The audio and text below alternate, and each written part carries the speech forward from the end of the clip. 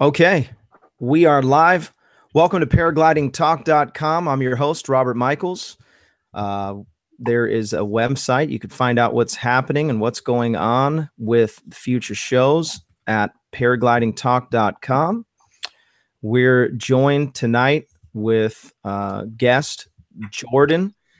Jordan is an instructor here in Southern California, and he is one of the very first guys that I talked to when I got into flying, or when I got inspired to fly. He was at that point, he was teaching at Torrey Pines and the glider port there. He was taking tandems and training some people.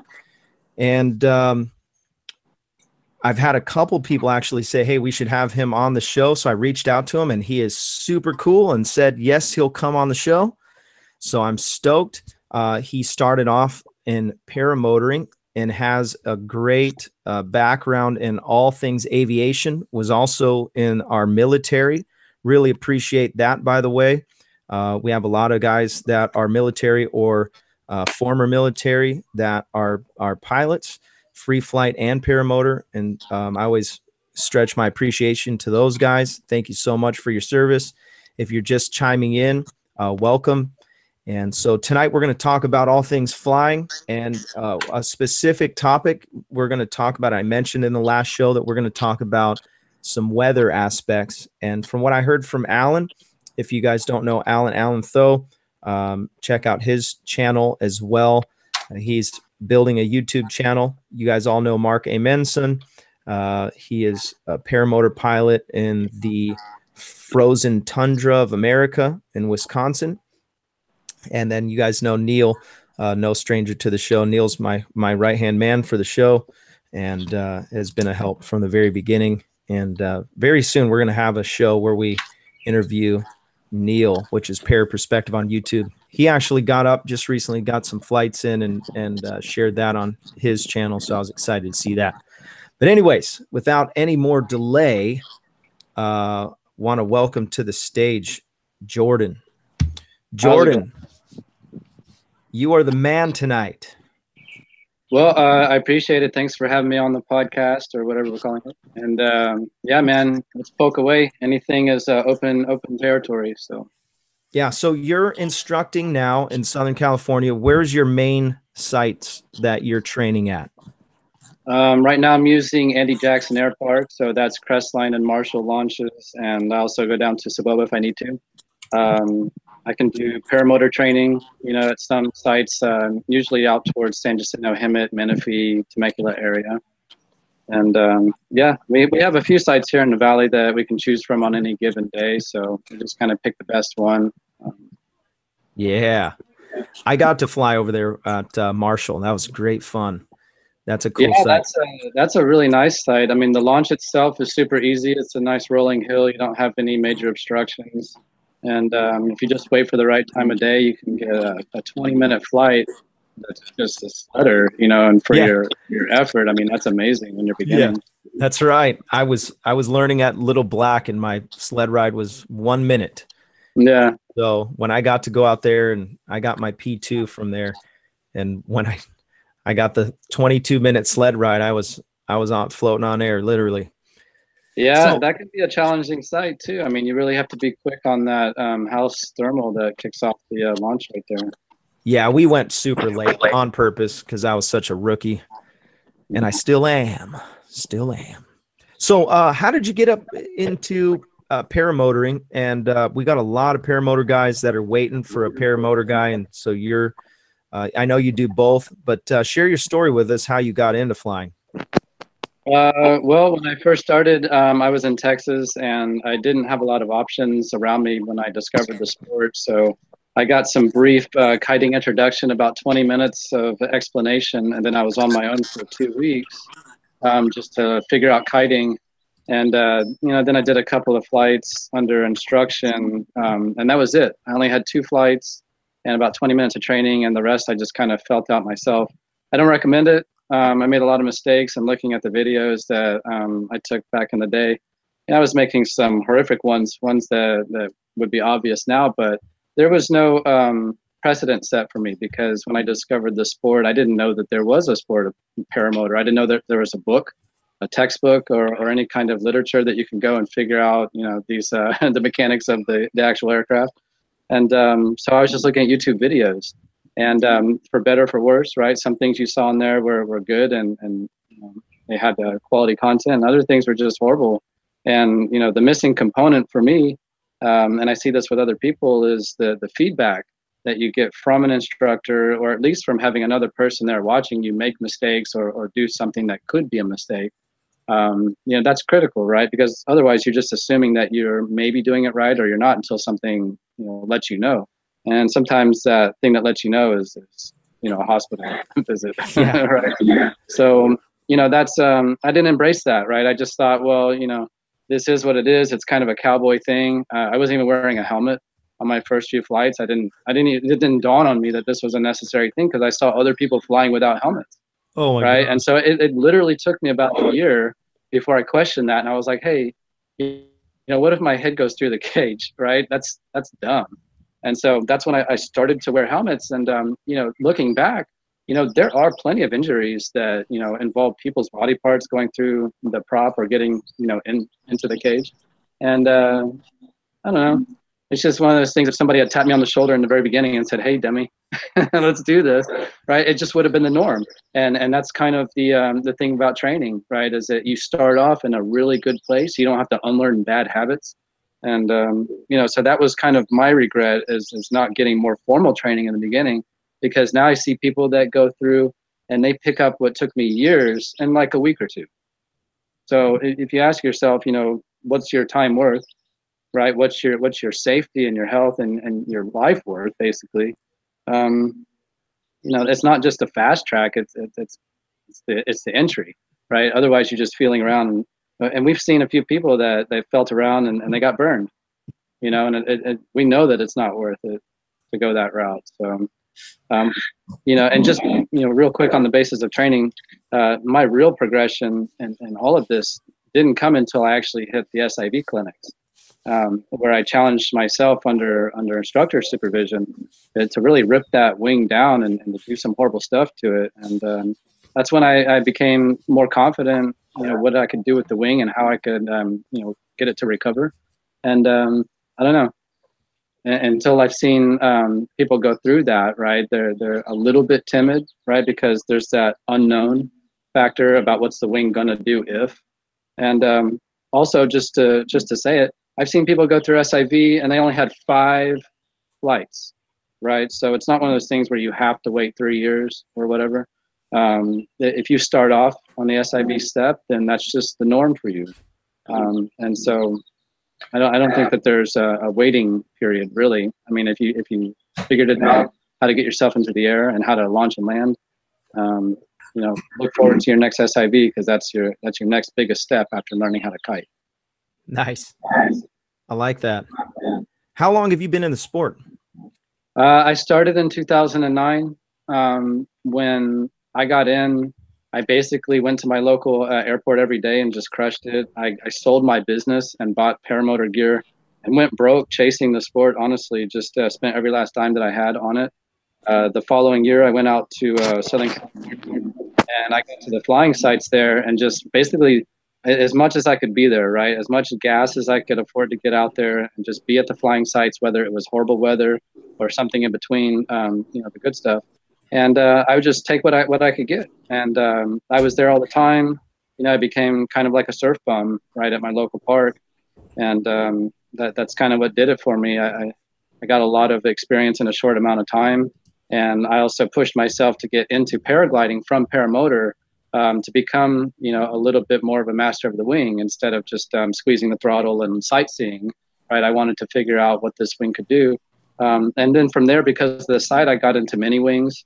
I got into, you know, a little bit smaller canopies, right? Speed wings and things like that. Nothing fancy, but it definitely, it's a different ride, and it gives you a different experience and a different set of skills to take with you. And then, you know, I got into hang gliding, and that was with Alan. We kind of did that at the same time. And essentially, I taught myself, you know, after I already learned how to fly a paraglider, I knew what I figured was about half of the equation, right? Which is the weather and how to launch and land. So just figuring out the mechanics of the hang glider wing after that. And that was an easy enough read through the hang gliding manual there. So yeah. It's been a lot of fun, and chasing down the flying in Southern California. I can't think of a better life. I've had a lot of much worse jobs than this. I value it, man. Every single day that I you know, think about it, it's just like, wow, it really feels like a dream, and it was a dream, right? That's why it feels like that. So you started off, you spent all your money, got yourself a paramotor. You said, okay, this is what I'm planning on doing. I'm gonna fly, and I'm gonna do it often. You bought a motor. Did you buy brand new? You buy used, and who did you reach out to? You know, my first one that I bought was from Andy McGavin in Texas. He's more coastal in his location. And it was just a beater, right? It's the equivalent to buying like an old Ninja when you're learning how to ride a motorcycle. And, you know, I broke it a couple times. I sat down on a launch and all kinds of silly stuff. And then when I finally figured out, you know, how not to crunch it, I got a mini plane. And, you know, I can remember calling Chad Bastian and on the phone, just being like, Chad, like, to be honest, man, I want to be like you. Like, I want what you have. I want to do what you're doing. I want to be in Southern California, showing people how to fly, living on the road, you know, and just, that's the life I want. And, you know, I'm sure you'd heard it before. And I felt a little silly saying that to another person, you know, like, I want to be like you, Dad. Right. But I mean, ultimately that guided my life. And he's like, you know what, just keep doing it then. That's all you got to do. And I thought, wow, man, like I can deal with that. Just keep flying and just keep living this life and you know, see where it goes. Put all the eggs in that basket, I guess. And luckily it worked, you know. So who was your main influence when you first started flying? Who were you calling when you wanted to check weather and find out if it was a good day to fly or not? Unfortunately, I was just calling the internet for you know, YouTube clips, and that, like I said, that was horrible. I will say this: there's and I can't remember his name, and I feel bad that I'm gonna mention it, but he goes under the name Olympic PPG, and he repairs props and all this kind of stuff. And one of his videos back in like 2000 and the end of 2009, it just cleared everything up for me. And he just stood there on the runway, and he was telling me how to get centered on a launch, and it was some missing component I wasn't doing right during my setup that was causing, you know, a left turn every single time. And when that clicked, right, I mean, I remember that guy for a decade almost. And I saw him at the PPG festival, and I had to go up to him and just be like, look, man, I remember that video. It's like you reached out to me and just, you know, helped me into this sport, helped me not to crash on my launches and, you know, have all these problems. So but that just, it was a random event, right? It was just searching the right thing on the search bar. So I love it. So your first motor setup was a mini plane? Yeah, the first one I bought, you know, with a brand new setup, that was a mini plane. Flew that around, got really used to it. I loved the way that it launched and had the weight shift bars and everything like that. It was lighter for me, and I'm a pretty light dude, so every little bit counts. And I don't know, it's just a really good and forgiving, you know, motor. I mean, all you have to do is keep the head torque, and it just runs forever. So yeah. And then what about, go ahead. what about your wing? Well, at the time I was flying a Mac, and I still love the brand. Right now I'm flying a Blaze, and that's got the reflex technology in there, a little more of an advanced glider. But at the time I was flying the Eden, and you know, that was kind of a rough transition for me into paragliding, because I thought, well, I'm going to take this wing into paragliding. And it was I was a little bit light on it, right? Because I used to fly my motor with it. And it was also a B glider. And I got spanked so hard in Mexico. I went down there trying to fly the cliffs as Las Salinas. And, you know, I just couldn't control the thing. I wasn't flying with any kind of active piloting skills. And I took a wicked deflation right next to a cliff. And, you know, I turned into it. And, you know, just, I guess out of luck, I didn't hit it. I just kept turning until I was 180 away from it. And, you know, having done that, I was like, wow, that was scary and dumb. And so what did I do? I actually turned around and went right back through it and caught a deflation going the other way. And it happened exactly again. And Oh, no. yeah, well, I know. I just didn't even think about it. And when I landed, somebody asked me, And he's like, I don't want to sound, mean or anything, but if that happened to you there, why did you go back through that spot? And so many things occurred to me in that one little conversation. Number one, I was on the wrong glider. Number two, I didn't know how to fly a paraglider at all, or what to do if these things happen to me. And number three, I didn't know enough about weather and the way that wind interacts with terrain. I mean, why did I do that? I didn't have an answer for that. I didn't even have that question in my mind. Hey, don't go back there, right? It didn't quite occur to me that that could be like a localized event, something that's always there in that certain wind direction, Right. So, yeah. So after that point, I just sold my, actually I didn't sell anything. I sold everything I could to get a paragliding set up. And I got a Muse, which was an a step down from the B glider I was flying.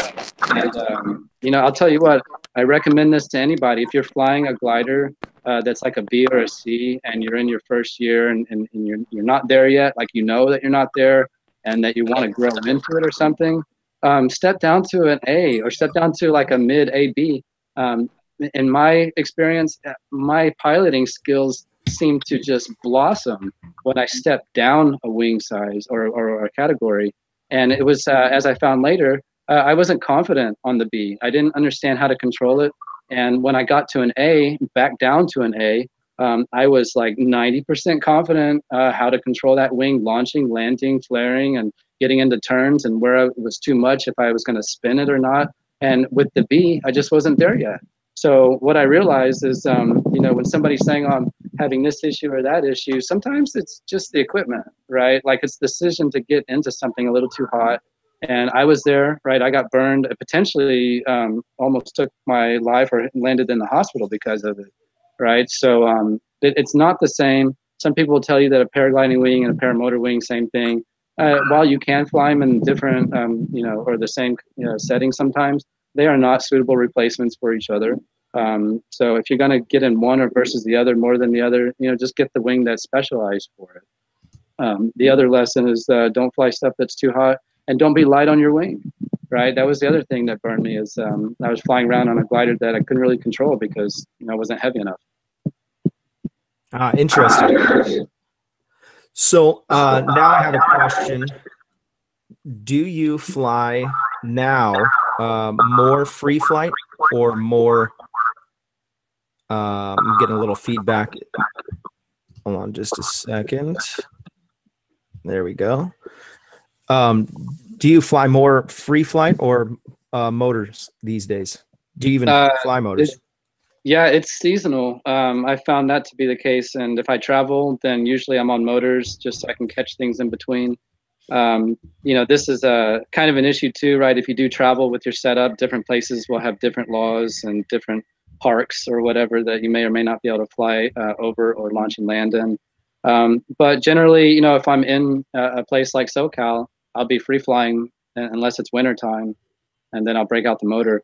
My effort really with the motor side of things is to bridge the gap between free flight and motor. I don't know why people want to choose sides of the fence. There really is no either or. I mean, this is kind of like, well, I know how to ride a bicycle and I can figure out how to ride a motorcycle, right? You don't have to be a motorcycle rider that never touches a bicycle, right? That doesn't make any sense. So if you understand the canopy, you understand the basics about weather, and you have that opportunity to blend the two. If you're starting from motors and going into free flight, that will make you a much better canopy pilot to push yourself in that direction. And in the other direction, you'll find that if you're already a paraglider pilot, having a motor is like unlocking video game levels. It's like you can go places that you never thought were possible, that you didn't even dream of, until you put a motor on your back. And this is an unusual thing for free flight pilots, who are obsessed with staying up, being efficient, and not squandering anything like that, to get on something that goes fast and it turns where you want, and it has oomph, right? It has thrust and all this. It's a different experience, but it's the flying that you love, and you can just take it to a whole nother level with the motors, right? Yeah. So I don't think there should be a line. And that's why I got onto the electric paramotor thing. I'm trying to build one right now, and I had a few parts kind of designed by some fabricators, and I got a kind of like the drone technology, the RC technology. Okay, slow down right there. I want to talk about this very specifically. I didn't realize it was you that was because Alan had told me that he knew somebody that was working on a project. So it's you, and that's excellent. I want to talk about that. You're building a electric paramotor. How did you get that going, and what at what stage are you at? Well, first, let me say this. So I'm not the only one doing it. There's other people. And, you know, there are people that are a lot smarter and better looking than me that are doing this, right? That have already gotten a lot further, too. In my own world, what I was attempting to do was just basically take the simplest setup I could. I want to make it an open source project so people can do it, too. I published, you know, on Facebook, a page in a group just where you can get these things and follow along, and some of the discussions that went into you know, the numbers and all that that we were figuring to build this thing. What really helped is it's I guess what it was is you know, I saw the limitations of motors for you know, just everybody, right? So you have tons of people that aren't even pilots that they don't want motors around because they're noisy and it's just another gas engine. But if you can make something quieter, right, something a little more friendly for the community, you might be able to open doors and with something that's a little quieter. If you make something lighter, right, that's easy to operate, you might open the doors for pilots that can't lift as much, right? Lighter weight pilots, women, older guys that may not be able to shovel a 65-pound paramotor unit onto their back, right? So the aim was to create something that would kind of bridge this gap between free flight and motors, and also just appeal to a different kind of market, as I guess I would call it, although we're not really selling it or anything. But just trying to open doors for people, right? Because if we call it a paramotor, and if we set the same expectation that this is going to be 3 hours of flight, and it's going to be all this thrust, and it can shovel a 225-pound guy off the ground for, you know, this much altitude, well, I think we're going down the wrong route. So instead, we say, look, this is more of a kind of a launch assist vehicle. We make it small and easy, and by the way, it's 10,000 hours maintenance free on the motor, right? So we have all of these different aspects that we can be kind of promoting, and like I said, my goal is to make this thing that it bridges the gap. Like if I want to go free fly, then I can just put on this electric motor setup with my paragliding setup, right? And I can have a launch assist, or I can get off the ground. It depends on how much battery weight I want to carry. Right. As the battery technology improves, then so will flight times. Right now, we're kind of limited because you know, we have lipos and a few others that are a little heavier than that. But you know, there's more on the way. So you know, the attempt here was just get poised for the technology to build the motor that can upgrade with the battery capacity, and to show everybody that it can be done for like $3,000, right? So I don't know. That was going to be my contribution, as well as my toy, right? Because inside, right, deep down inside, it was still that you know, hey, just keep doing it, right? And it's like, well, how can I keep doing it? Well, it's not keep going to the sides and keep flying in circles. It's like, let's create a new way to fly, right? And you know, that's about as smart as I could figure something out. Let's just get ready for the electric revolution that's coming. Yeah, I was going to say there was a few things that came up in conversations recently where we were talking about the new battery technology, and I heard some talk about some graphite battery stuff that was going to come, and you know, that's going to be a game changer when the batteries get light enough, and I don't want to say cheap enough, but cheap enough that you can respectively buy something that you can take with you, like you said, on your back, carry it up the mountain. It's light enough and it's going to hold enough power to make it an enjoyable experience. Right now, I've seen a couple, there's a few videos online. I think all of us have probably seen the guy who has the, you know, whatever million views on his electric motor video, and he flies and, you know, crashes in the bushes or whatever. But I mean, realistically, this is going to be the future. I love it, man. I love the idea. How can people jump on board or contribute or help or give feedback if maybe they can contribute in some way? How can they get a hold of that? Well, like I said, I just have it on Facebook under the Unit E project, and you know, the part of the contributions already, and it's not anything money-wise, although that would be awesome. It's just people's expertise.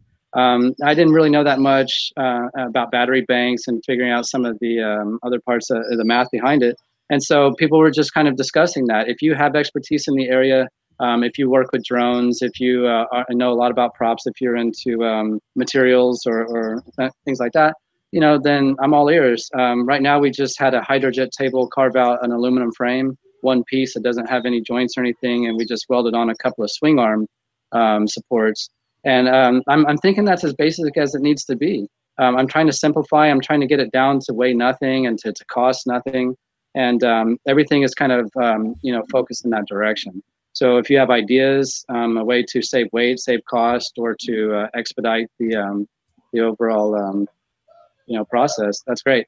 You know, I did run out of funding over the winter, so we kind of stalled out a little bit. But the next phase for us is basically to test fly the frame that we had cut, and just make sure it's steady enough to do some wing overs and all that, and then we can put the motor on and start playing around with the you know, the test bank. We want to get something together that can push that motor for maybe like 24 or 25 minutes, depending on you know, weight and air time. Me and another guy who you probably know, Nick Hawks, he started the show with us. We discussed that the idea of, or I mentioned it to him about flying, like you said, just getting launched, or maybe just saving yourself from ending up at the bailout when you know that there's still some lift left.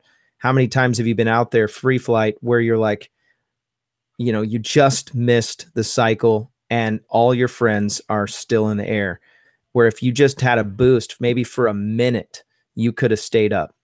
And that could revolutionize free flight, in my opinion. Well, you know, the fiend in me thinks about it this way. It's like, oh, you know, I forgot to pay my membership dues at this park. How about I just go launch across the street?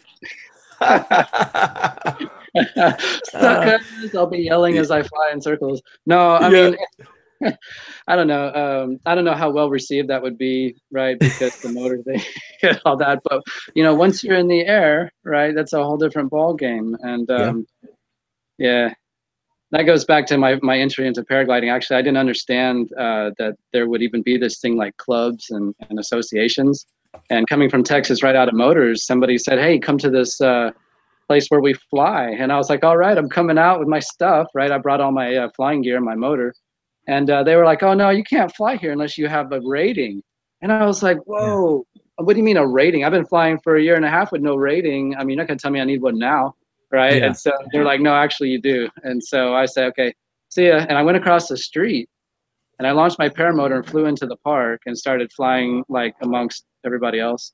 And let me say that was not well received. Yeah. Okay, you don't have to be like that, dude. If you want to come fly here, it's only $10, okay? But yeah, that's how I saw it. I saw it as a kind of a cowboy thing that, you know, nobody's going to tell me what to do on my paramotor. And that does kind of happen in paragliding. Like you can poach sites and you can get away with things, but it's not always as easy as with motors. That is hilarious. When I first started, that whole thing came up when I was flying at Little Black, and the site director was there for the San Diego chapter, and I didn't know it's a female, and she was playing around with the Parahawks, you know, Antonella, and I really didn't know Antonella. I was there and I was hucking it off of Little Black, and for the most part was learning on my own, you know, just same thing, YouTube, a lot of kiting before I ever launched. I was taking, you know, I was not taking these big risks. It took a long time before I literally had over 20 hours of ground handling before I ever even took a little tiny flight off the bunny hill.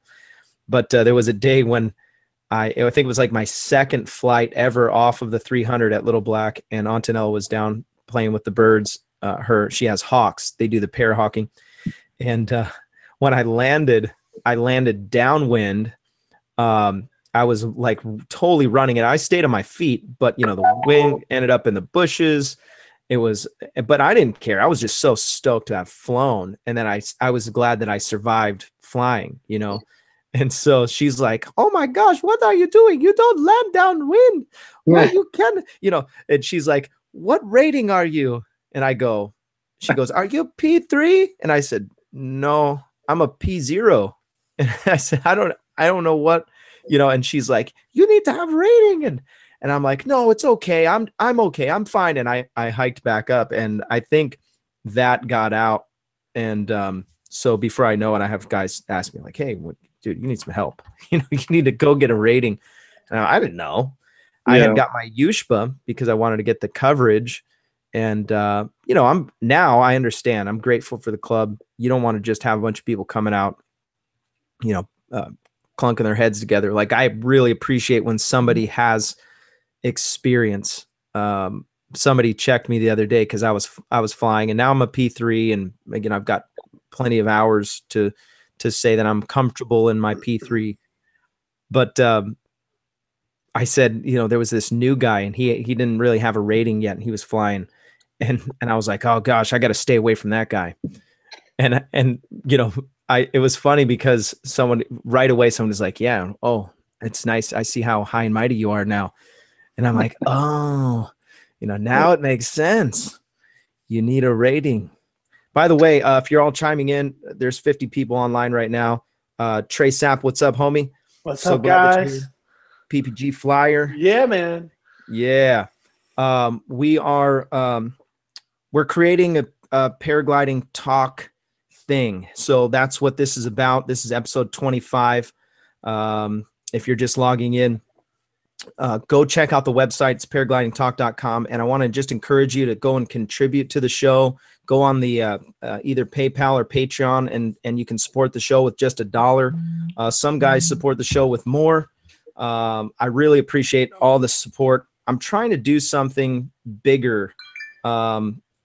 My son reminded me that there's a t-shirt mart right next to the house. And so I was going to make some t-shirts, maybe promote the show, give those away, and do stuff that's fun. And then also I have an email list that I'm building up, and I have great plans for it. Once we get to a few thousand emails and subscribers, we're at 1,000 subscribers for the show already, which is cool. And we want to be able to do some things and take it to the next level. I reached out this morning to Kelly Farina. We're going to try to get him on the show. We have plans to eventually lure in Tucker Gott, and we'll tie him down for an hour and make him talk to us. And like some of these other guys, Mark Amenson, we snagged him, and he's a fixture now. He comes on the show whenever he can. And thanks for that, by the way, Mark. I appreciate your presence. I love being on the show. I'm learning so much. Yeah, there's always something you can get out of the show. And for the most part, it was originally kind of a selfish ambition to teach myself more things. But I'm learning that it's pretty dang fun to come on here with, just once a week and shoot the breeze with other pilots who share the same passion to fly. Totally. So that's my little spiel. If you have questions for Mr. Jordan tonight that you want to ask, he's a PPG instructor as well as a free flight instructor, and he's got a lot more that he can offer. And tonight, to if you have questions, that's what makes our show unique, is that you can ask live if you're watching live. If you're watching and it's you missed the show, no harm, no foul. Hit me up in the comments, and I am almost 100% positive. I will say 99% positive that I will get back to you in your comments. I try to respond to every single comment. We can do that now because we're still pretty small. Just before the show, by the way, because I sent a link and an invite to Woody Gamertag and Mark Honeycutt, and they're out flying right now. They're free flying. They're done flying now. Are they done? Did they land? Well, it's dark. They're in Arkansas. I was out flying tonight too, and it's dark now for sure.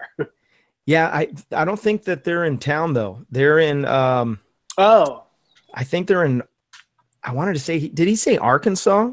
Jordan, did you remember what he said? Yeah, it just got dark about 15 minutes ago. Sundown was about 15 minutes ago there. Did you hear him, Alan? No, but I was going to tell you that Jeremy said you got to make this show later now. I know, for the summer. I know. Yeah. He's flying right now. I guarantee it. Yeah, he's flying right now. And it was so good looking when I looked outside when I got off of work. I know. Yeah. Would you have gone flying today? About being on the East Coast, it's I mean, 9 o'clock or 9:30. Yeah. That's why we have so many paramotor guys. Yep, it's true.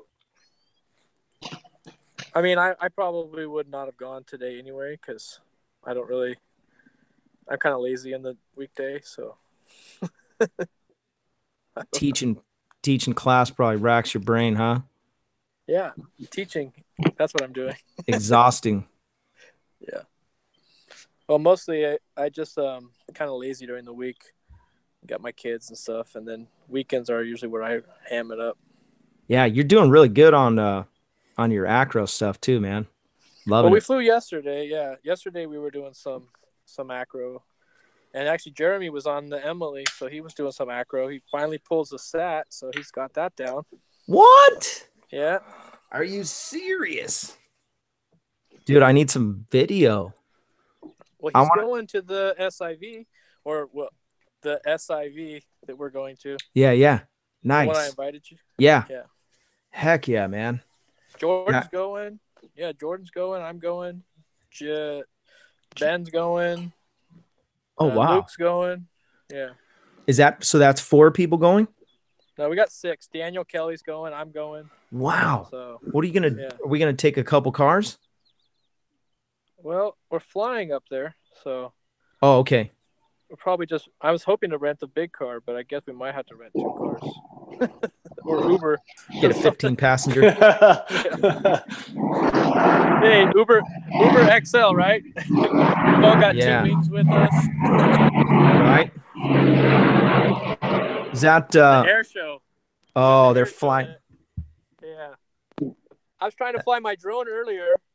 And then the air show has a TFR over my house, so I couldn't fly my drone. It wouldn't take off. So it's like.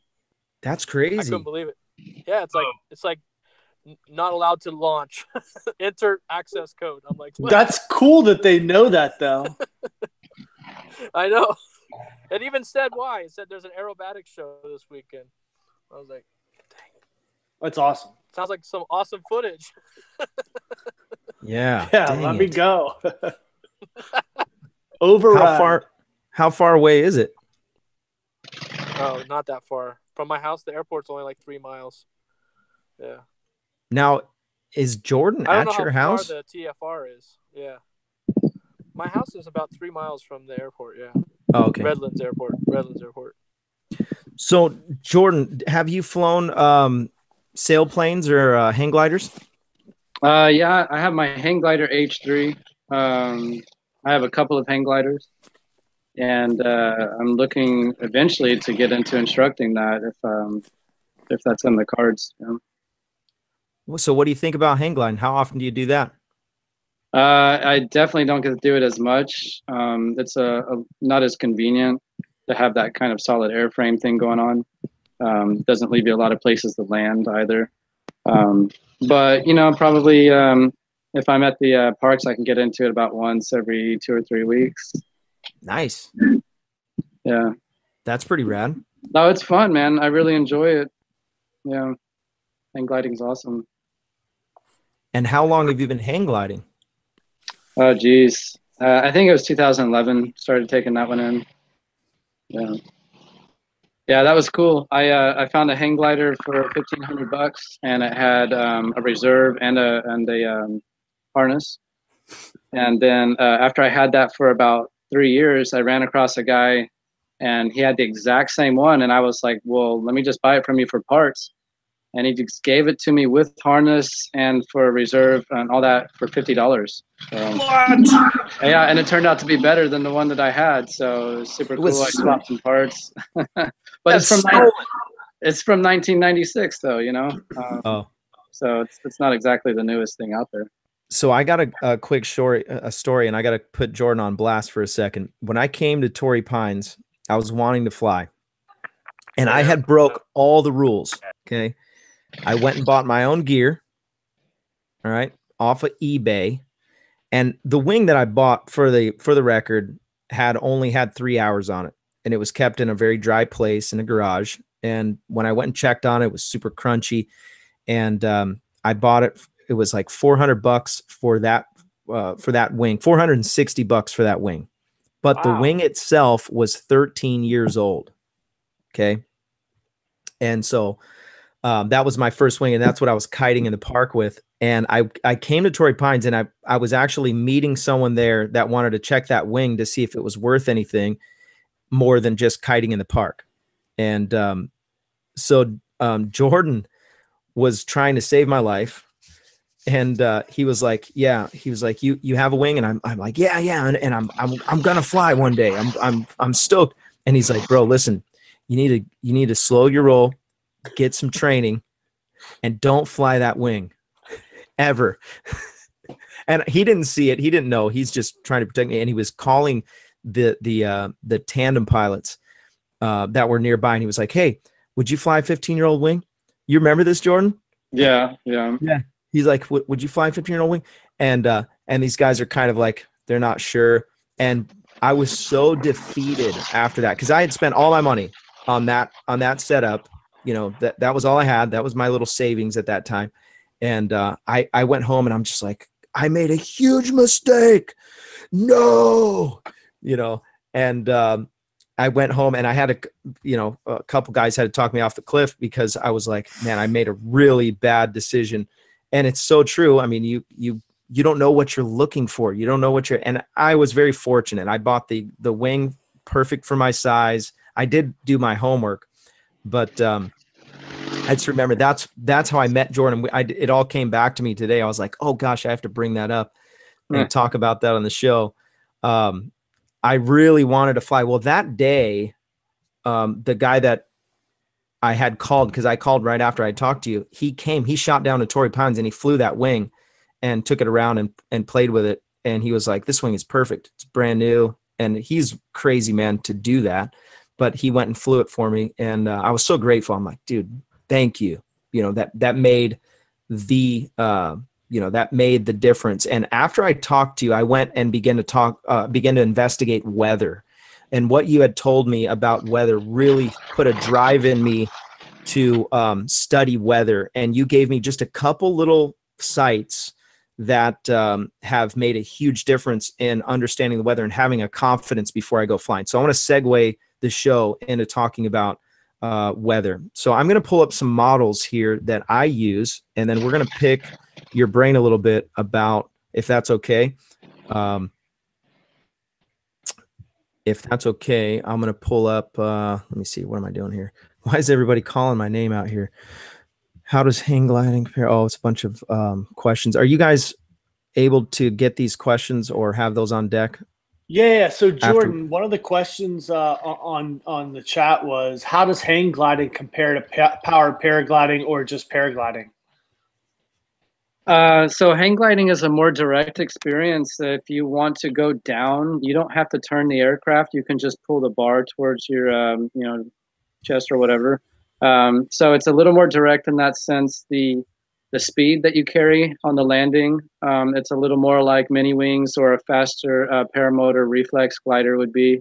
But yeah, it's just a different experience in your position too. If you think about it, we're creatures of the land, right? We don't fly. So sitting up versus being prone makes a difference after about 4 hours of flying around. So, maybe I'm not in the best harness because I fly around in an old piece of gear, but I find that I can be in a paragliding harness comfortably a lot longer because it just feels more natural. I don't have to hold my neck or my head up. And, so the direct sensation, though, that's an interesting part. That's a little bit more like fixed wings. So if you've ever flown, a small aircraft, then it's probably going to be a little more similar to hang gliding. I love it. Okay, I'm going to pull up a screen share here. One of the first things that I look at when I go before I go out is what we call soaring predictor. And by the way, I've put these links in the description. So if you want to check these out after the show or whenever you get your chance. Let's see if I can pull this up. And what I look for, you guys should be able to see this. Boom. This is the soaringpredictor.info. And what I find is my site, and my favorite site typically is Blossom. And so you should be able to see that. I don't know how well this will show up, but anyways. It's clear. Okay, good. And what I typically do is I'll look at my site. So let's click on Blossom Valley. And what it's going to give me is my day. This is my time, obviously. And then there's this little bar over here where this is what I look at immediately. At 9 a.m., it's predicting that you're going to be able to get to 1,200 feet above launch. Okay. And so the launch is about 1,500 feet above sea level. And it's telling me that the thermal ceiling is at 2,736 feet. Now, this is for free flight. Okay. I need to know that it's worth it for me to drive out there. If it says 0 above launch, I'm going to check my wind direction and wind speed before I even think to go out there. Otherwise, it's going to be a waste of time, right? Okay. Yeah, So, we have 15 minutes, and is that right? Can we go long, or is it just? Yeah, no, totally fine. Okay, so basically the chart that you're looking at right now, I'm not much of a numbers guy, but to me that's the most simplified version. There's a lot of information that's not immediately relevant when just looking at a graph of numbers. So, if I'm trying to be quick about it, I got my cell phone out and I just want to check a local site, I will look at this chart just for the numbers. If you want to find out where the numbers come from, though, there's tracing them all the way back. And this is to the best of my recollection, and I might miss a few steps here, but this is a National Weather Forecast Service data points that they're basically, there's a service, or, the RASP, the Regional Atmospheric Soaring Predictor. That's kind of a paraglider-friendly organization that maybe only a couple pilots now crunching the numbers on their home computers. But that's basically taking all the National Weather Forecast Service data points and overlaying them onto topographical maps so you can get a read on basically how the wind transitions through a region. Yeah, there we go. So what I like about this map is it gives you the air in between the sites. A lot of times when you're looking at like windgrams or the soaringpredictor.info, you're seeing just site-specific data. There's a lot that happens in between the sites that could be a factor. You could have convergence patterns playing out right in front of you. There could be shear. There could be all kinds of things that are happening just outside of where the site is reporting back the data. I got burned by this once at Saboba, checking the weather forecast just very simply on windgrams, and it said, oh, it's southwest at 10, and probably about 7,000 feet. And I thought, oh, that's great. Let me go out there. I get out there, I get absolutely slapped around, and I say, what was that? So I go back and look at this chart, the RAST that we're looking at now, and I see that the weather in between, the air in between just looked like a toilet. I mean, it's all swirled around, everything's going different directions until it got to the last little bit at the site. And guess what? You still feel that at the site, right? So that's why I like that data. If you have a home computer, before you get out to the flying site, you're not making a decision in your car on your cell phone, go to this site and check it out the morning before, the day of, at about 8 o'clock it updates. So what we're looking at here is, we'll have the day. You got divisions of California. This is a worldwide thing. You have different areas of the planet that have the service. So you go to times a day on the right once you've got to your area, and you can just scroll through and you're looking at these layers. So if you scroll down a little bit with your mouse, you can see that under SCUT soundings, it's got thermal parameters.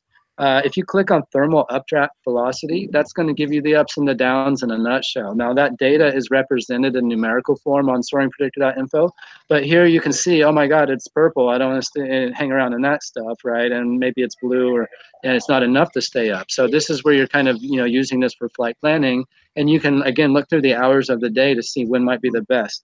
Now, if you go below that, you'll see that you have wind parameters, surface winds at 2 and 10 meters above the ground. Think about it. That's where you're going to be launching and flying if you're ridge soaring and stuff like that, scratching around looking for thermals maybe.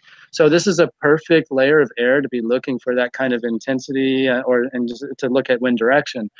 So if you scroll in, right about middle of the valley where your mouse is anyway, you can kind of see airflow patterns as they go through the pattern, as they go through the valley. And what's cool is you can see throughout the day how that changes, right? So in the beginning, you might have west winds that transition to south, and you'll be able to call that switch, and you'll be able to get there at the site in a timely manner to take advantage of it if it's something like a convergence that you would like to get into or not. So this is an extremely useful site for me. If I don't have the time to look at this and to scroll through those two things, and I usually just look at thermal updraft velocity and then surface winds at 2 and 10, then I can go over to the wind grams, which is this data re-encapsulated into something a little more friendly for your phone. Now, there we go. That's the wind grams.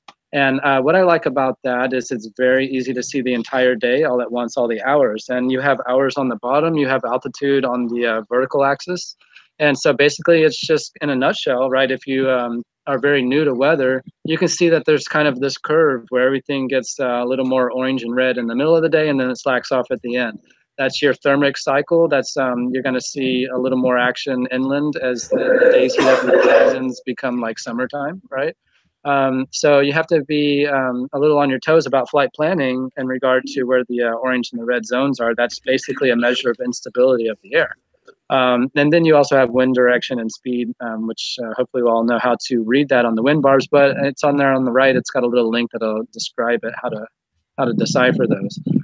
One thing that WindGrams does not tell you is what is your launch direction. So you might see those little paraglider icons up at like 4,000 feet, but if the wind isn't blowing up the launch, then you're not going to get launched anyway. So it's just telling you that based on the thermic data and all of that, that's about where you're going to be if you're in the air already. Okay. Then it has a few other notes on there just about deciphering, the different things on WindGrams. If you want to click over to the next one, the SKU-T that we talked about, this is the SKU-T sounding, that's a little more in depth, and this is where you're kind of measuring the ups and the downs of weather. Extremely useful for people that are doing cross country, or if you're just looking for different layers to the air. Maybe you're new to the area, so this could be a good way to kind of get a head on the weather. And then also you can find these exact charts, but in forecast on the WindGrams and on the RASP charts, and they'll just give you a SKU-T sounding forecast, which is not the actual data, it's just forecast. If you're looking at the actual data, which is the current screen, then basically this is a weather balloon that's launched from different air stations around the planet. Mostly in the U.S. We have here. We can find something in Miramar. We can find, I think, Lancaster is the nearest one. There are a few drawbacks to using these charts. They don't give you very specific information at your location, but they allow you to see what's in the vertical profile of the atmosphere. That is super useful in a lot of different ways. And in fact, the older pilots, hang gliding and all that, they used to rely on these charts before they had a little more computer-generated help. Okay, so if we're looking at SKU-T, let me just break down the basics so that at a glance you can figure out what's going on here, and you can see kind of a bunch of information. Now, if you want to get in depth on it, right, that's something that would take me hours and weeks sometimes to explain through my courses on weather. But what I try to do is simplify and just make it, okay, what's relevant to me as a paraglider pilot? What's going to be relevant to me for flight planning? What questions am I trying to answer? Right, and for me, that depends on my style of flying. Where am I going to fly, and what are my needs? Some people are going to require a little more information from some of their flight planning resources.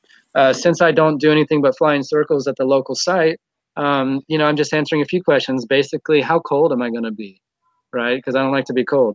And then also how much wind and how much are the ups and downs. Now, if you think about weather, it's all about gradients, and actually everything in this entire universe appears to be about gradients. It's all about flow, and everything's moving from one direction to the next, even if we don't sense it, right? Because we're just these limited creatures. It's all about this flow, and weather is kind of the measure of that flow, or filling in of the voids or whatever it is. So we can measure the ups and the downs of the atmosphere by just basically comparing the temperature of bubbles that rise off of the ground due to thermic convection or other reasons. We can measure the temperature between that bubble and the ambient atmosphere. So that's basically your bump factor, right? So if you have an extreme difference between those bubbles that are rising off the ground and the atmosphere is really cold, then you're going to have a little bit more of a bumpy ride, right? As a little faster, perhaps. So, if you think about a pot of boiling water, right? I don't know if you've ever looked into the pot while it's being heated, but if you have a clean, pan and you look on the bottom, you'll see there's little lines that start to organize, and that's just convective heat patterns that start to play out. They look like moving mosaics in a bit. If you stare at them long enough, you'll see that they have peaks in between them where they kind of congregate, and those peaks will be a little higher than the rest of the waves on the bottom of the pan. You know, that you can see that happening in that water, but that's essentially what's going on in the air. The parts of the ground or terrain or whatever that are heating up more and generating a little more heat output are going to be pulling the air up and wicking them, you know, up into the atmosphere.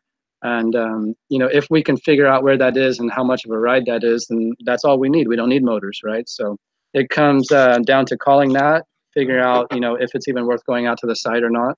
And this is where we get a first look at it. So back to the chart, if we look, basically a skew T, the whole chart is skewed for temperature. It goes off to the right in a little bit of the diagonal sense, right? You can see that some of those lines go off to the right. Yeah, so the skew is for temperature, and they do that so you can see all of the information on one chart. So once you understand the skew, you can begin to look at the rest of the data in a more organized fashion. But let's take an exercise first, and you can see all the numbers on the bottom of the chart. It's just your temperature in Celsius. If you go left, that's -10, -20, and so forth, below freezing, right? So if you look at 0, you can actually trace a line up and to the right. That will be your, sorry, get that right. Yeah, it'd be your temperature line. It's a blue line, kind of hard to see. But this is, if they were straight up and down, it'd be a little bit easier. But like I said, skew T. The next thing is you're going up through the chart. That's your altitude, and it's expressed on your left on either through millibars of pressure or also through meters. So as you're going up, it's a measure of how cold or warm your atmosphere is just by the chart itself. So the weather balloon comes in and says, okay, we're going to take a measure of the atmosphere and we're going to plot it, right? And so the squiggly line on your right is just temperature as that weather balloon goes up through the atmosphere. And you can see at this particular time that the temperature dropped off a little to the left as you left the ground, and then it made a huge zag to the right. Now that's your dew point. Go to the other side. There you go. And it makes a zag to the right. That means temperature does what? It increases as you move to the right. As you go up through the atmosphere, the temperature increases a bit, and then it starts to cool down as you go higher, right? So typically what we would expect is that temperature goes down as you go higher, right? In this case, what we're seeing here is a bit of a temperature inversion, right? Where the temperature cools down and then it gets hot for a little while. And that's not what you would expect. If you were trying to fly in a bubble of air that's rising up, then when the temperature of the ambient atmosphere and the bubble were the same, there would be no difference and you would just not go up anymore, right? So you can see that on the chart. You can see this kind of temperature ceiling, as it were. And if you look at the data, you know, go to the left on the, it's about 3,000 feet, I would say, a little over 3,000 feet where you're going to start experiencing some of that temperature. Okay, the next thing is, you know, you have these lines, these green lines that are swept off to the left and they go up. Yeah, that's going to be what we call our dry lapse rate. It's called an adiabatic lapse rate. It's a thermodynamic term that basically means it's a packet of air unto itself and it doesn't share energy with anything around it. If you think about it, that's what a thermal is. And the weather balloon's kind of like, you know, a thermal too. But as this bubble goes up through the atmosphere, there's a rate that we know that it cools down as it goes up, and that's expressed in the green lines. And that means, you know, if you have a dry, you know, packet of air and it goes up, it's just going to cool down at this rate, and that's plotted on the graph. It's not plotted by data; it's just expressed on the graph. The blue lines that kind of follow a slightly different trajectory, maybe they're green on here, I think. Then they curve up and they stand a little differently. That's if you add water to the equation. Okay, so you know, at a certain point, your air mass is going to become saturated, and you know, it's not going to want to move at the same rate as your dry packet of air. So if you follow these green and blue lines on here, you can look at how they relate to the actual measured ambient temperature on the right, and yeah, it kind of gives you an idea of the ups and the downs of the day. If you look on the far right, you can see wind grams, wind barbs, and that's just basically showing you, you know, yeah, right, it's speed and direction. Be careful here because you can see shear lines, right? You can look at different altitudes that might be blowing different ways in a very short amount of altitude. And, you know, depending on where you're flying and how high you're flying, you could be either in headwinds or something that you're not really, sorry, I'm sitting in sprinklers, something that you're not super, you know, into. So like I said, a lot of data on these charts. Just to explain the last line, which is the one on the left, the squiggly one, that's going to be your dew point. And if you look at your dew point line, you can see that it touches the temperature line way down at the bottom of the chart, and then it dives away from it to the left as you go up, and then it comes back to it at around 9,000, 9,500 meters or so, right, way up high in the atmosphere. This line is basically just expressing the saturation of the air mass. And so when the two temperature line and the dew point line are meeting, that's where you're going to see a cloud formation. Within 2 degrees, you're going to see a cloud formation. And also, if they're close, you probably have a potential for clouds throughout the day just at that altitude. So this can kind of help you call cloud levels, and you have a lot of what we call indices on the right that are going to be this numerical data in a column on the right of the chart. And yeah, if you look over there, you've got a few more things that you can just at a glance, you can tell about what the day is looking like and do some flight planning from here. And I'll just give a really fast rundown on what I look for, because I don't want to go through all of those numbers, right? But basically what I want to see is, like I said, how cold am I going to be, right? I've had several flights where I get up too high and I can't feel my fingers. It's not fun. I'm just thinking about getting down. It's not the time to go down because it's still bumpy, right? So this is one thing that I always look at just from being in that position a few times. The freezing point, FRZ on the side, is going to give you an altitude where that is in the sky. If you have a day where it's particularly dry, there you go. The next one down is wet bulb 0. That's going to be where you as a primate who uses perspiration to cool down is going to feel like you're freezing, okay? Oh, wow. That's right. So, you know, because we perspire, because we rely on the cooling effects of evaporation through perspiration, we feel like it's freezing at a point where water still is not turned to ice yet. Okay, so the difference can sometimes be pretty extreme on that. Depends on your humidity and the content of your air. Okay, the next one is relative humidity. And you know, Robert, like you were asking, what's the deal with humidity? How does that play into all of this? You know, humidity, moisture can store energy, and you know, it's the great variable in calling weather. And it's often said, you know, this could be an exact science. If there was no water, we could call it pretty accurately. But since there's this water variable, we kind of have to account for it. Now, when you hear the term relative humidity, like in weather forecasts and anything like that, there's something missing from there. They're not telling you, you know, okay, if it's 24%, 24.4%, what is the container for that 24% full, right? I mean, it could be a number of things, because the amount of moisture that air can hold depends on the temperature of the air mass, right? So it's not giving you exactly all you need. So you would need to know temperature and relative humidity to kind of get an idea of like how much actual moisture is in the air. Now, they do have different ways of expressing relative humidity, and they can look at molecular weight per kilogram and all that junk. But, you know, roughly on this chart, when I see numbers between 20 and 30 and 40, right, that's a good amount. If it's too much, if I have like a system coming in, it may be way too much moisture in the air for any kind of, you know, flying. So relative humidity. What are you looking for what are you going to see if it's going to be overdeveloped? You know, the overdevelopment part is something that, you know, number one, if you look on the other charts, like the wind grams, right? If you see any of those colors going off the charts, that's a good sign that you're having like thunderstorms or overdevelopment in the area. On the skew-T sounding, you're going to see some pretty straight up lines. And like I said, you have to see a few of these. One of the things that clicked in for me is actually looking at a Texas version of a skew-T sounding where they have a lot bigger weather. And they'll have thunderstorms develop throughout the course of the day that you can see easily on these charts. As far as like being in overdeveloped conditions, on this chart, you can look at way down at the bottom, it says wind. You can look at a few things here. So let's start with parcel, actually. There's a CAPE value and a SIN value right there. CAPE, go a little bit up towards the partial section. And that, the CAPE is your ups, right? So that's your convective atmospheric potential energy. And so if that's a big number, that's a lot of ups, but we still need to know what's resisting that, right? So your sin value, which is the next one, is going to be all of your downs. And that's, you know, the resistance to anything going up.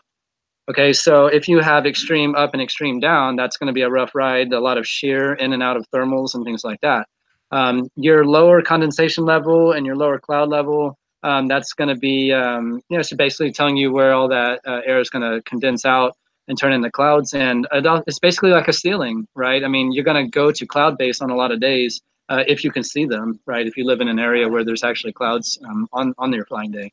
So this is another indicator of how big. Now, if you have a huge gap between the planet and the base of these clouds, that's a little more momentum that can build up in that packet of rising air. And if you have a very low layer, then there's not a lot. So you're going to have water sitting pretty short distance from the ground. That's going to be the end of your ride. At the very bottom, if you look at helicity and storm tracker, this will give you a little indication of, you know, kind of the helicity of the air, the rotation of the air. You know, it's just what it sounds like. It's the willingness for it to spin or to rotate. And, you know, for us, we don't want too much of that. And like I said, all these numbers have values that would mean something if you look at them more than just a few minutes, you know, on the internet. You have to look at them kind of day by day. And what really makes sense of them is if you force yourself to look at this junk and then you go fly, right, when it looks good, and then you look at it again, right, say, was it what I saw on the charts? And you have to fill in the potholes, right, because if there were some things on the chart that didn't pan out the way you thought, or if you were flying an air that wasn't on the charts the way you thought, you know, you have to bridge that gap and figure out where you're missing that information.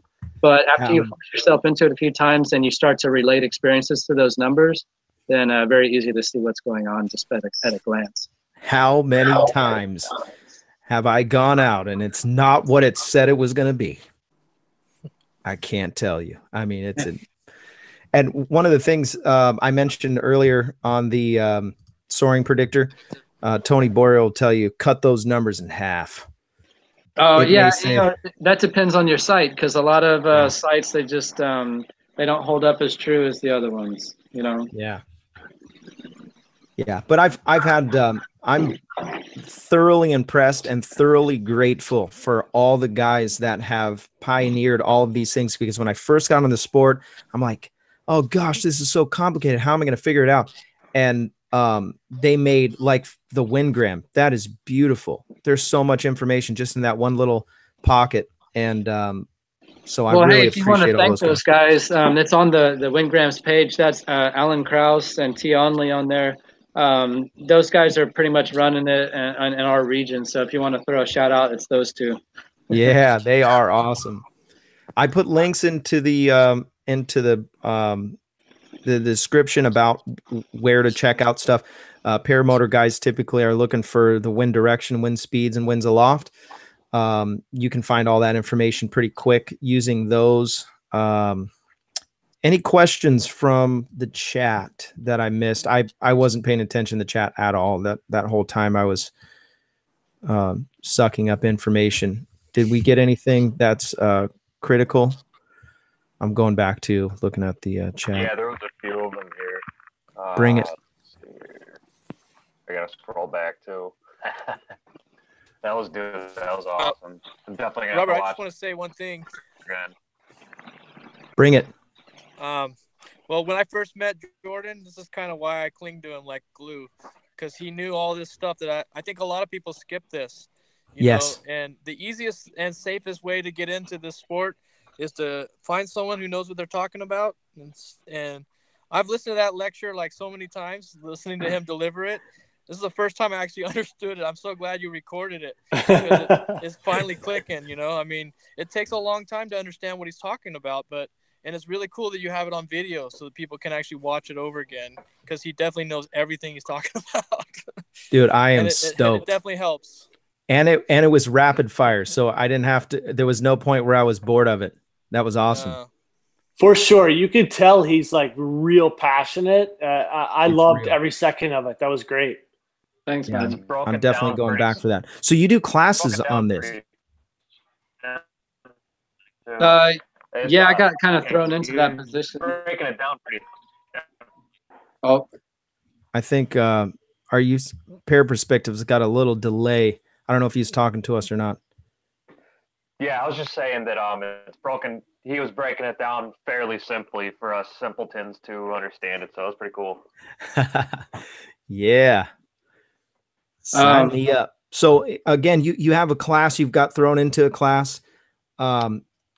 Right. Yeah. And, like we said earlier, the way to understand a subject, more thoroughly is to attempt to teach it to other people. And so, I found myself with that opportunity where I could start, giving that knowledge to other people, and it just helped me reinforce that.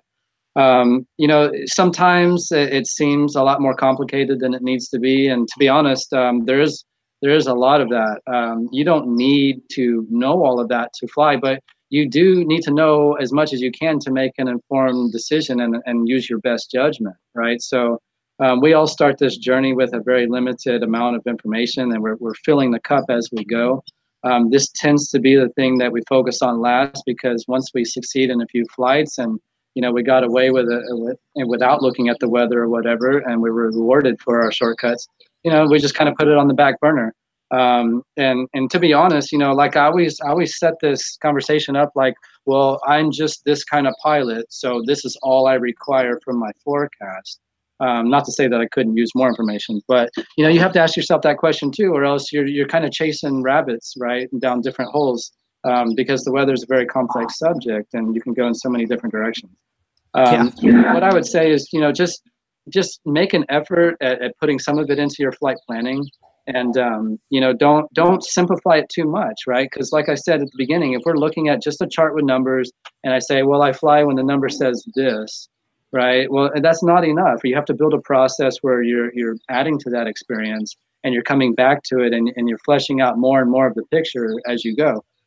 We all want to simplify, right, to make everything as easy as possible. But in this case, you are going to understand so much more about what you're doing if you just put in a little bit of extra effort. The classes that I teach, like I said, I simplify and make it really, really easy to understand. Although I make you aware of all of these resources and where to find this information, but expressly to say that it's not always required for every single flight that you make. Okay.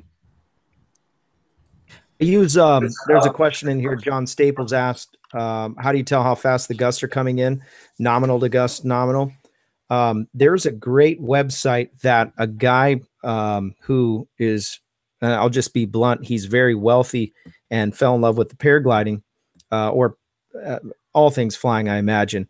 And he developed windy.com, and he pays a substantial amount of money every month to keep that site running and current. And it is a beautiful website. If I heard it from Gavin McClurgan, one of the guys that he had on his show, I can't remember his name, but highly recommended windy.com, and he said it's trustworthy. And so far it's been incredibly useful for me for wind speed direction, and it's got a lot of little secret stuff that I haven't even really gotten into. Another one of the sites that I recommend and I use, and I guarantee you Alan has a subscription, and Jordan has a subscription. I imagine many other people that are watching, XE Skies. I just recently, it's $40 for the year. This is more probably for the free flight guys, but I'm just now starting to understand and learn it. It's like a video game.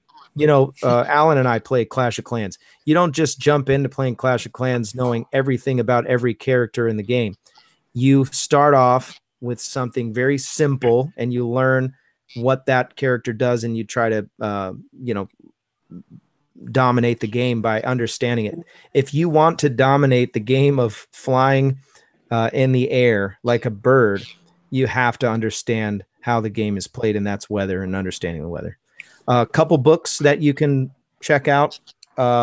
Dennis Pagan wrote a book called Understanding the Weather. It's from a perspective of flying. What's that book? Thermal Flying. Thermal Flying. That's another incredible book. Maybe Alan, you've got a couple other ones that you want to mention. Kelly Farina, I mentioned earlier in the show. We're going to try to get him on. He wrote a book recently. That's I haven't read it yet. I want it. I'm trying to get Kelly Farina to come on the show so I can get a free book. Yeah. Yeah, one of the things about windy that I like is that you don't always see on the wind grams or the thermal velocities is the convergence lines, and you can see Oh, that on the RAS also that Jordan was pointing out the first time, where you can see the wind lines connecting, but windy, like you mentioned, shows you the convergence line. Sometimes it's just like a straight line, and you can just follow it, and it's pretty accurate. So, convergence is a whole nother game that people don't often know about, that you can yeah. ride for many, many miles. I'm learning, and I saw you fly that convergence where you did that big cross country the last time you flew. Well, that's the thing, is like I've already known about it and I've caught it on accident before. This was the first time I actually researched it, found it, followed it, and flew it, and it was awesome. So By the it way, works. that's on his channel. He documented the whole thing with YouTube. Go check that out. If you're into cross country flying, oh man, that's a good setup right there. He Totally. goes from Yeah, site to site. Did you see it? real Yeah, quick, totally. we have a event this week at Marshall. So Sprint League signups are up. If you look at SoCal XC League, you can sign up still. So they just posted it today. So it's gonna be Nice. awesome. Already got 11 pilots signed up, so it's gonna What? be a good. Yeah, Wow. yeah. Why don't you come on out and compete? What do you got, a B or you Oh. got a C? What glide are you on now? The base? Are you talking to me? Yeah. I'm on the Rook too. Is that It's a a high C? B. Is that a No, B? it's a B. Yeah, it's a All high right, you B. can. Yeah, you can compete. If you're on a C, you can fly, but you're gonna get 0. If you're on a C, Yeah, it's a you sprint can't league. compete. This is a sprint league event, so all the C gliders get a penalty of negative 100%. It's cheating. Still fun though. Yeah, Yeah. dude, I love it. Yeah. Oh, Pair Perspective mentioned we have a Facebook group for the show. By the way, thank you, Neil, for putting that together. Make sure you go subscribe to that and put that in there. Put that in your, if you're on Facebook. I'm not on Facebook very often. I'm not Every once in a either. while, I chime in. Every once in a while, I just put a little drop in there, but I don't know what I'm doing on there. So, yeah. David, I saw your comment earlier. You were trolling me from my video. Saw that. David is commenting. Any other questions in the comments for Jordan? I'm going to let these guys go. And incredible, man. I feel so full tonight. This show was incredible. Yeah, thanks, Jordan. Thank you. I really, from the bottom of my heart, I appreciate you coming on and sharing your best and what you got. So please say something kind in the comments. Thumbs up this show. Share the show with somebody that wants to understand weather better. And let's take this thing to the moon. I'm loving every bit of this. Again, Hey, can I do an outro real quick? Yes, please do. So basically, if you're a paramotor pilot, you're living anywhere but Southern California, this is the mecca for free flight. If you can carve out some time to get your butt to the West Coast during fly season, you spend like a week or two at some of these flying sites, go camping, hang out with your friends, make some new ones, right? You're going to become a much better pilot so much quicker than just boating around with a motor on. I promise you. Push yourself a little harder, get to the free fly sites, figure out how to get your wing under control, right? It's going to be the fast track to being a safe and competent pilot. Great information. Yeah, I know Trey is on his way to doing some free flight. Mark Honeycutt and Woody are free flying tonight. So I'm interested to see their videos as they come out. What do you think, Mark? You going to try the free flight stuff? Oh man, heck yeah, everybody's doing it, and it seems like that's where you're going to get the most amount of learning. And yeah, like you in the beginning of the show when you were talking about how it's kind of like the cheating way for paragliders and free flight people to launch and then get up into flying conditions.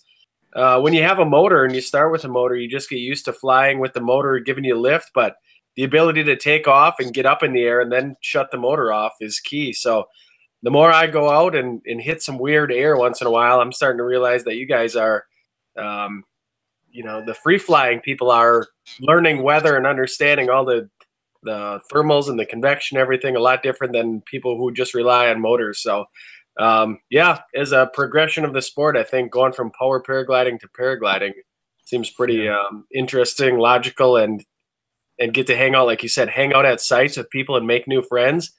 Dude, that's where it's at. Hey, what is the Facebook name, Neil? Can you put that in the comments?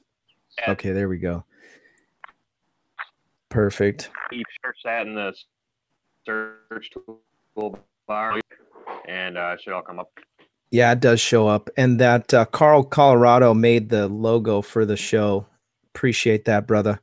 That's probably what I'm going to use for the shirts and all that stuff too. Pretty fun. Yeah, pretty fun. I think I'm going to go maybe this week, maybe next week. We'll go to the t-shirt shop and see what it's going to cost. Appreciate all the Patreon supporters that have been supporting the show for a while now, and encourage you, go support the show on Patreon. Let's do some stuff with that. I haven't touched the money yet. It's all just piling up in there, and we're going to do it. We're going to save it for the show and use it to promote the show. And if we have to, we'll pay guys to come on the show. You know what I'm saying? Like tonight. Also, Alan and Jordan just got his Steemit account. If you're on Steemit, we can connect on there as well. That's a website that pays you to post your blogs or your video logs, and they love paragliding videos. So if you put stuff on Steemit and it has something to do with flying and you get seen, you're going to make some money off of that and cryptocurrency. And so it's interesting. They pay you with Bitcoin, and if you wanted to cash out, you could. You just put it on a credit card. I'm saving it until it goes to the moon. And people are saying that cryptocurrencies they're gonna take off in the next couple of years, and the people who were fortunate enough to get in the beginning get rich. Ethereum, baby. Oh, you got Ethereum? Yeah, well, Nice. go in and out. Yeah. Right on. Yeah, until you can't pay your bills, and you're like, oh crap, I got to pull some out. Yeah, man. Right on. Well, if there's no other, go ahead. Awesome show. That's all I was gonna say. Yeah, I love it, man. Yeah. Thank you again, Alan. Alan was the one who reminded me about Jordan and recommended him coming on. And we don't have a guy for the next show. I'll keep everybody posted. I'm hopeful for a couple different guys. I wanted to do Mark Honeycutt, but he won't. I can't lock him down. He won't commit because he's got stuff going on Thursday nights for some reason. But let me know if you guys have an idea of what you want to do with the next couple shows. And without anything else, we'll call it a wrap. I really appreciate everybody, moderators, everybody who's come on the show, and again, thanks for the comments. I was cracking up earlier in the chat room. I like how the chat shows up even when you watch the video over again. You guys notice that? Yeah. YouTube plays the chat while it's now when it replays. Pretty cool. Yeah, you guys are out of control. I think it's funny that you watch your videos over again. Yeah, what happens is, don't we? Yeah, I go back sometimes and I'll be like, what were we talking about? And then I'll go back and take a peek at what we were talking about, make sure I didn't screw something up. Yeah. Yeah. All right. Well, we're going to have a quick after show. Really appreciate everybody. We'll see you next Thursday, 6 p.m. Pacific time. Thanks again. Say something nice in the comments about Jordan, and we'll see you in the air. Thanks again. Thanks, Robert.